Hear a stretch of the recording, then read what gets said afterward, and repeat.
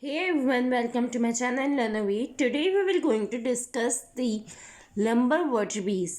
These are the 5 lumbar vertebrae that are found in the lumbar region of the vertebral column, that is starting from the L1 to L5, and the L1 to L4 are called as the typical lumbar vertebrae, while the L5 is the atypical lumbar vertebrae. Now we are going to discuss the features of a typical lumbar vertebrae. So the typical lumbar vertebrae has the vertebral body, the foramen and the posterior vertebral arch. The first thing is the difference of the lumbar vertebrae with the thoracic and the cervical vertebrae is the larger vertebral body than the other vertebrae, and also the absence of transversorium, the foramen transversorium in the transverse process, and the absence of an articulating facet for a corresponding rib as in the thoracic vertebrae.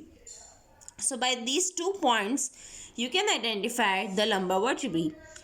As the lumbar vertebrae has a larger vertebral body, it is account for having a weight transmission property, that is the property of the long bones. So now coming to the features of the lumbar vertebrae, from anterior to posterior, this is the body of the lumbar vertebrae that is larger in the wider position and superior to inferior, the height is also larger, where it articulate anteriorly and inferiorly with the intervertebral disc. The body of lumbar vertebrae is somewhat wedge shape or kidney shape. Posterior to the body, that is the pedicel. This is the pedicel that is going to connect the vertebral body with the posterior vertebral arch. So the pedicel is attached with the vertebral body superiorly, and this pedicel is going to attach with the facets and the processes. As the pedicels attach superiorly with the vertebral body, so the superior notch of the vertebrae is smaller and less steeper than the inferior vertebral notch. Here you can see the difference. The superior vertebral notch is less steeper than the inferior vertebral notch. This is the inferior vertebral notch because of the pedicel attachment to the mostly upper side of the body. Then the features come the transverse process. The transverse process of the lumbar vertebrae are somewhat tapering and they are directed posteriorly. These transverse processes do not have a foramen transversorium in it to give passage for the vertebral arteries and the vein, and do not have the facet for the articulation with the rib. So the transverse process has another feature, that is, you can see posteriorly and somewhat inferiorly on the transverse process there is an extra process. This tubercle like elevation is called as the accessory process, and this is present on the transverse process somewhat posterior inferiorly. Now, the transverse processes are connected posteriorly with the laminae.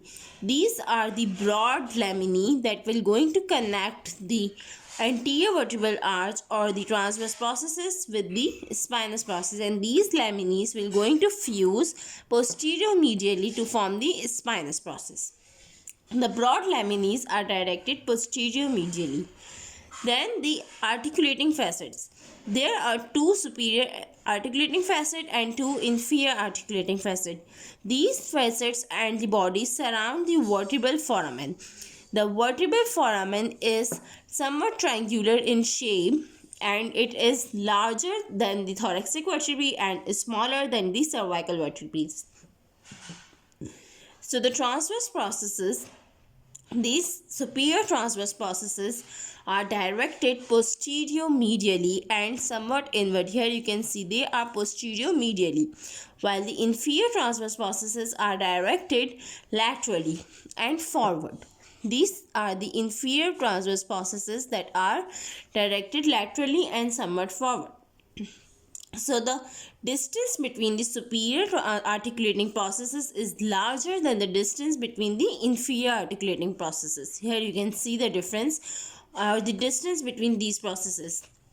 Also, these articulating processes have a bony elevation. Here you can see this rough bony elevation here. This rough and bony elevation on both superior articulating processes on the posterior side is called as the mammillary process. And the mammillary process is an extra elevation or a projection from the superior articulating processes. Now, the last is the spinous process. The spinous process of the lumbar vertebrae is thick, large, and long. So this the spinous process is somewhat thickened and longer than the other vertebrae, and you can see the thickness that is joined from the two lamines.